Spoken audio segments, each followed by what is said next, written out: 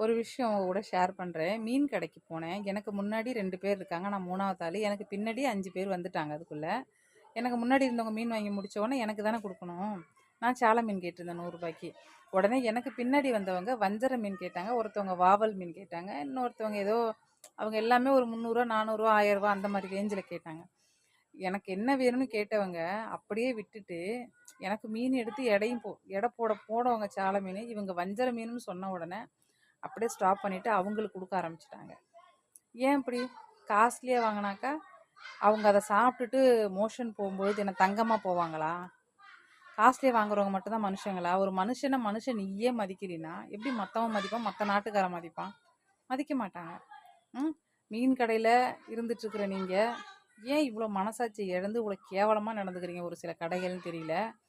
முதல்ல வரிசையா குடுக்க கத்துக்கோங்க. சரி காஸ்ட்லியா வாங்குறவங்களுக்கு முன்னாடியும், கம்மியா வாங்குறவங்களுக்கு பின்னாடி